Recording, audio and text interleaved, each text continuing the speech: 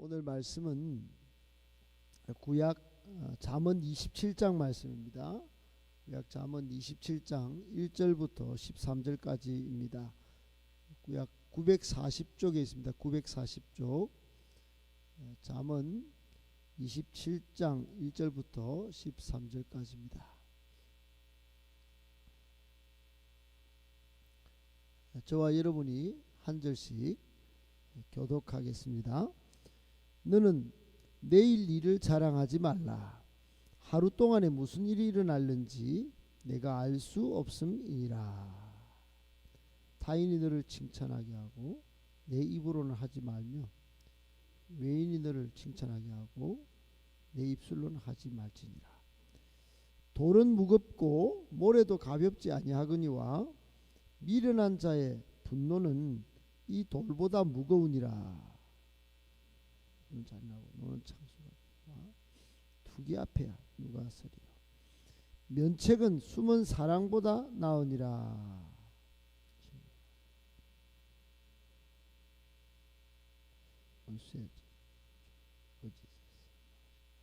배부른 자는 꿀이라도 싫어하고 줄인 자에게는 쓴 것이라도 다니라.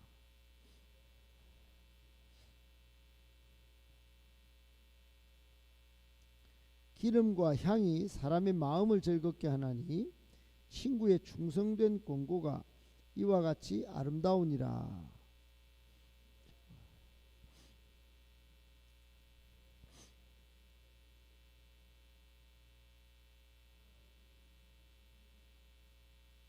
내 아들아, 지혜를 얻고 내 마음을 기쁘게 하라. 그리하면 나를 비방하는 자에게 내가 대답할 수 있으리라.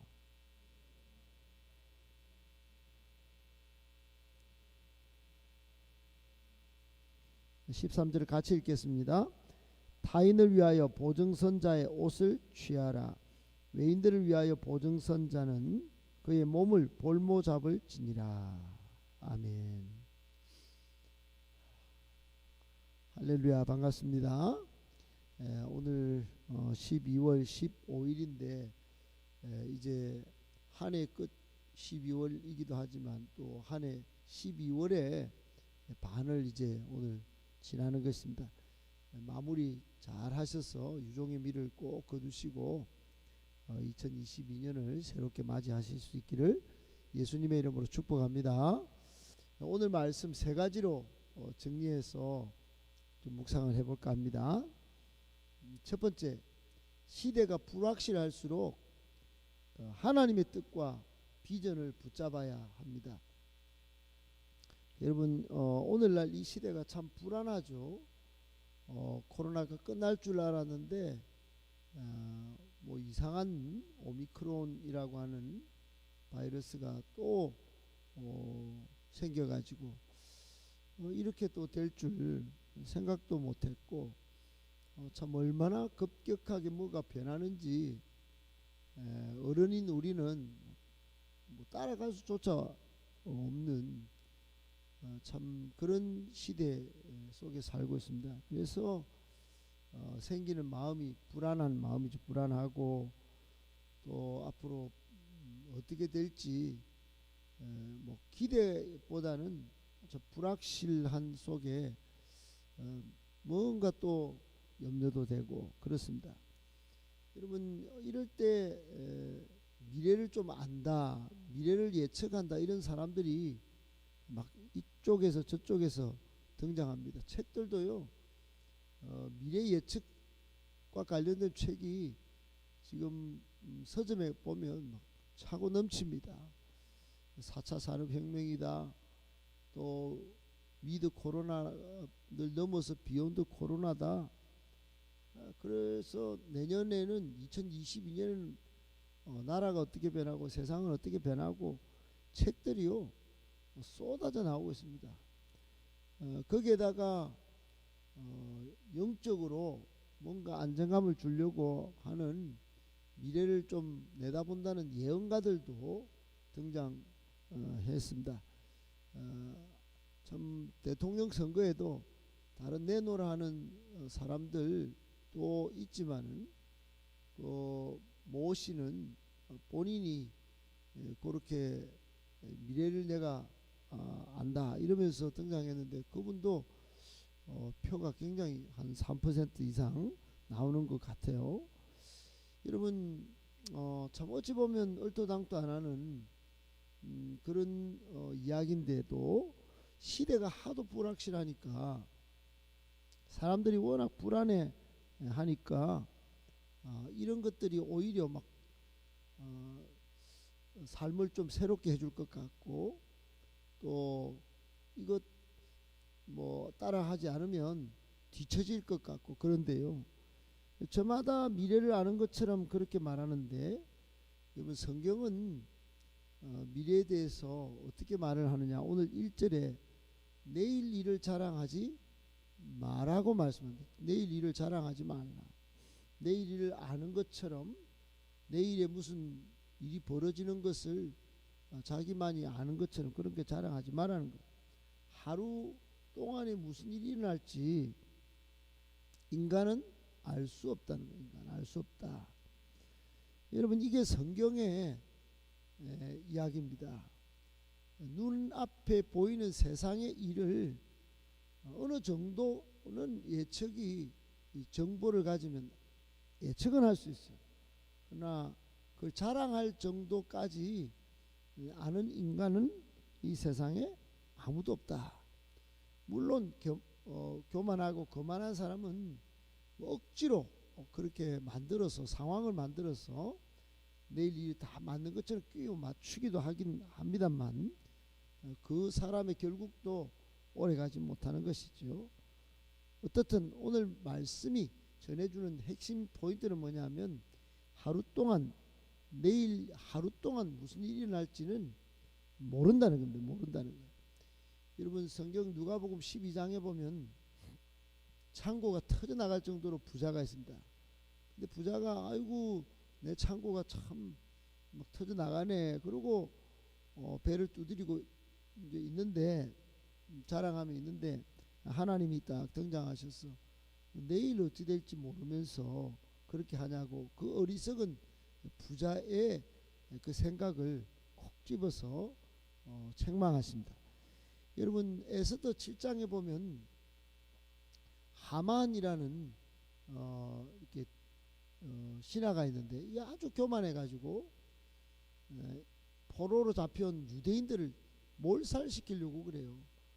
근데 이 하만이 십자가를 만들어 놓고 유대인들을 죽이려고 하는 그때에 그때 왕이 그 사실을 모르드게라고 하는 사람의 지혜와 또 에스더의 죽으면 죽으리라고 한 그 믿음의 행동을 보고는 거꾸로 하만이 자기가 준비한 십자가에 죽습니다.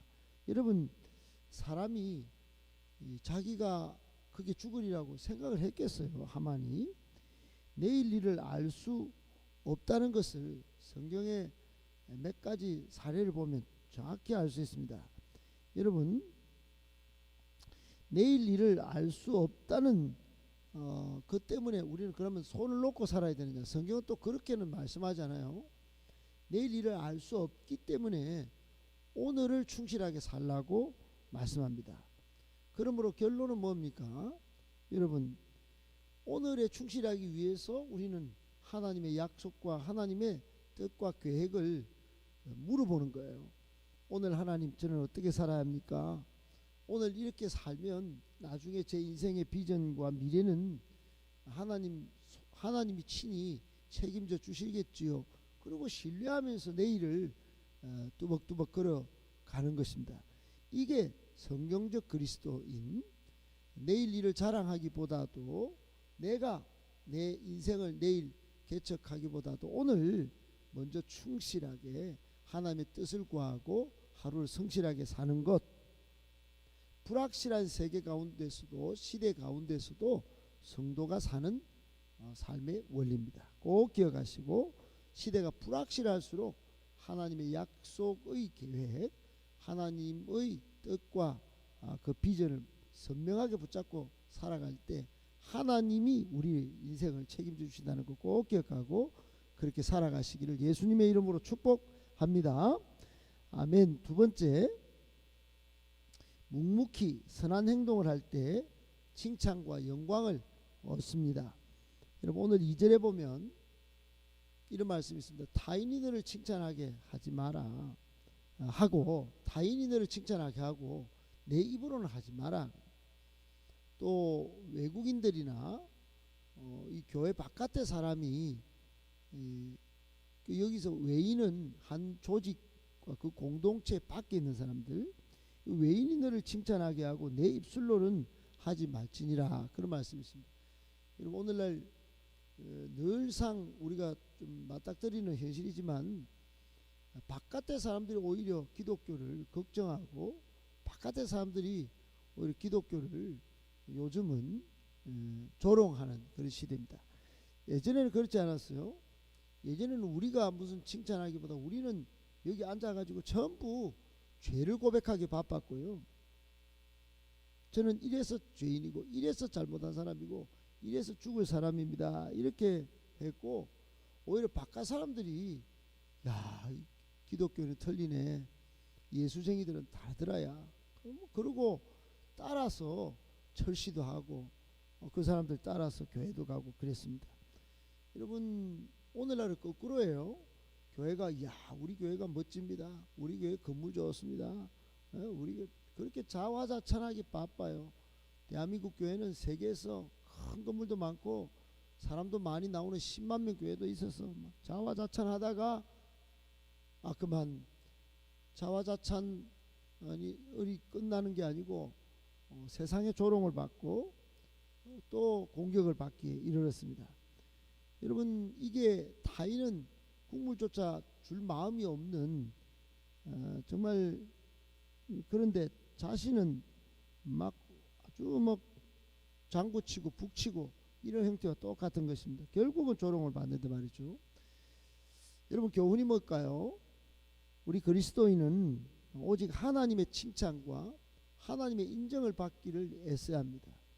그러다 보면 바깥 사람들도 칭찬하게 되는 것이에요. 여러분 사도행전에 보면 7 집사님을 세울 때 집사님들이 하나님을 경외하는 신앙을 가진 사람을 세웁니다. 그런데 이 사람들이 공통적인 특징이 뭐냐? 사람들의 칭찬을 받는 거예요. 바깥 사람들 칭찬을 받습니다. 여러분 오늘날 우리 교회 직분을 세울 때, 장로, 권사, 집사를 세울 때 반드시 고려해야 될 사항이 자기를 떵떵거리는 사람이 아니라 주변에서 칭찬하는 사람, 하나님이 보실 때에 참 칭찬할 만한 그런 사람을 세워야 합니다. 그런 사람은 누굴까요? 묵묵히 착한 행동을 하는 사람, 그런 사람이 사람의 칭찬도 받고 또 자기의 영광도 얻게 되는 것입니다. 묵묵히 하는 게 중요해요. 끝까지 처음부터 묵묵히 하는 게 중요합니다. 꼭 기억하시고 묵묵히 선한 행동을 하는 복된 그리스도인으로 살아가시기를 예수님의 이름으로 축복합니다. 아멘. 마지막 세 번째, 시기 질투는 무서운 결과를 낳기에 조심해야 합니다. 여러분 오늘 4절에 보니까 부는 잔인하고 노는 장수 같거니와, 그런데 이게 분노는 좀 무서운 결과를 낳아요. 아주 막 장수가 일어나서 넘치고 분을 내면 잔인한데, 근데 투기 앞에서는 이것도 별거 아니다는 거예요. 여러분 드라마에 보면 옛날에 우리가 볼 때 시기 질투에 사로잡힌 그 후궁들 사이에 나라가 시끄러워요. 나라가 정말로 한 집안을 몰살시키고 끔찍한 일들이 막 시기 질투 때문에 죽이고 죽이는 그런 일들이 일어나는 걸 많이 보죠. 여러분 성경에도 그런 게 있어요. 다윗이 얼마나 충성스러운 종이자 자기 사위입니까? 그런데 다윗은 천천히요, 사울은 천천히요, 다윗은 만만이다. 그 여인들이 막 전쟁에서 승리하고 돌아올 때 사울 진은 한 100만 원밖에 안 되고 다윗은 억 정도 일을 했다, 이래 소리를 지르니까 그때 막 아이고 이게 사울의 마음이 막 시기질투의 마음이 들어가서 그 충신을 죽이려고 막 어디까지 쫓아다닙니다. 여러분, 하나님의 사랑과 하나님의 공의를 실천해야 될 왕이 신하 한 명 거두지 못하고 끝까지 특공대를 구성해 쫓아다니다가 결국은 자기 칼에 자기 창에 찔려서 자기가 죽고 집안이 몰살하는 그런 안타까운 사건이 사울 왕에게 있었습니다. 서양속담에 시기질투는 휴일도 없다는 말이 있어요. 무섭다는 말입니다. 계속 시기질투 한번 딱 들어오면 이게 언제까지 공격하고 언제까지 무너뜨리고 잔인을 넘어서 처절한 거예요. 여러분, 우리가 시기질투에 빠지면 뇌도 안 좋고 전체를 망가뜨릴 수 있습니다. 오히려 이것보다 오늘 본문 전체를 보면 친구의 면책도 잘 듣고 사람을 용납하는 그런 은혜가 있어야 복되다, 이런 말씀 쭉 이렇게 합니다. 슬기로운 사람은 용납하고 기다릴 줄 알고 겸손하고 그런 것이지 비교하는 마음에 시기 질투가 막 일어나가지고 끝까지 물어뜯고, 여러분 그거는 자기도 죽고 다 망하는 것입니다. 무서운 결과를 낳는 이 시기 질투, 우리 교회에서만큼은 절대로 있어서는 안 될 것입니다. 제 하루 종일 여기 새벽 기도 때 하는 기도 중에 몇 번째가 시기 질투가 없는 교회 되도록, 교인들 속에 그런 마음이 안 생기도록 늘상 기도합니다. 여러분, 이게 교회마다 교회를 깨는 가장 아주 무서운 독소와 같기 때문에 제가 그렇게 기도하는 것이죠. 여러분도 혹 마음속에요, 어떤 사람을 향하여 시기 질투가 있었다면 무슨 결과를 낳기에 이거 빨리 독소를 뽑아버려야 한다는 거 꼭 기억하시고요. 오히려 용납하고 또 기다려 줄 줄 아는 넉넉한 마음의 소유자로 살아가시기를, 그래서 복받고 은혜 받으시기를 예수님의 이름으로 축복합니다. 아멘.